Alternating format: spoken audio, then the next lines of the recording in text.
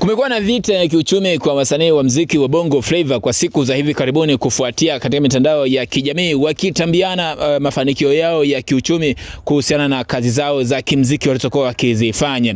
Diamond Platnumz, ikumbukwe siku chache zilizopita alikuwa nchini Uingereza akiperform katika ukumbi wa Royal Albert Hall jijini London. Then akaingia Manchester akaperform, baada ya hapo akaingia nchini Marekani kwa ajili ya performance za Summer Jam. Sasa baada ya hapo yameibuka mengine nchini Tanzania yakimtaja msanii Harmonize ambaye alisafiri kuelekea mkoa wa Simiyu ambako kulikuwa na ugeni kutoka kwa Rais wa Jamhuri ya Muungano wa Tanzania Daktari Samia Suluhu Hassan aliyetembelea Simiyu. Baada ya hapo aliwaalika wasanii akiwamo Harmonize, akiwamo Mario, akiwamo pia Rayvanny katika msafara huo.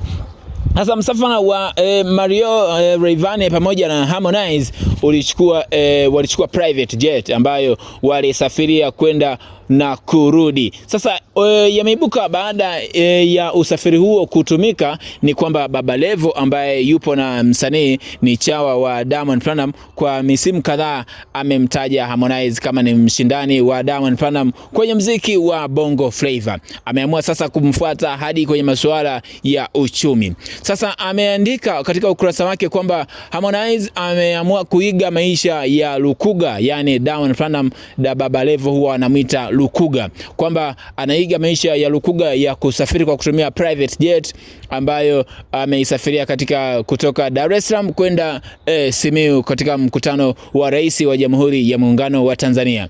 Yeye kwa mtazamo wake ameifanisha ndege ambayo ameisafiria Harmonize kwamba ni ndege aina ya Aviator ambayo Aviator kwa wale ambao hawaijui ni ndege ambayo michezo ya kubahatisha huwa inaitumia kama kindege ambacho wale wa michezo ya kubahatisha kwa bet power, sports bet huwa inatumika. Ni kindege ambacho huwa wanatumia kukirusha kwa ajili ya kupata fedha au kwenye michezo ya kubahatisha. Sasa ameifanisha ndege ya Konde Boy kwamba inafanana na kindege cha Aviator. Wengi wameita Aviator. Harmonize ameijibu kwa kuweka video katika ukurasa wake wa mitandao ya kijamii wa Instagram, akiweka video akionyesha yupo kwenye private jet ya kisasa zaidi, akionyesha kwamba sasa hiyo ndiyo ya kwake rasmi, kuhusiana na maneno ya wadau wakidai kwamba ndege aliyosafiria kwenda Simiyu ni Aviator. Sasa amejibu akiweka video akionyesha yupo kwenye private jet ambayo sasa itakuwa ni ya kwake rasmi kwa mujibu wa alichokiandika Harmonize kwenye ukurasa wake wa mitandao ya kijamii. Ikiwa atanunua private jet, Harmonize atakuwa ni msanii wa pili nchini Tanzania kumiliki private jet. Diamond Platnumz tayari alishawahi kuimiliki kwa mwaka 2024-25 aliwahi kuimiliki private jet, na kwenye misafara yake mengi huwa anatumia private jet. Sasa yaliyoibuka ni kwamba Harmonize naye anakuja na private jet. Hii ni Flow Updates. Usisahau kusubscribe, bonyeza alama ya kengele, comment, like na ushare. Uwe na wakati mwema, lakini shout out kwako.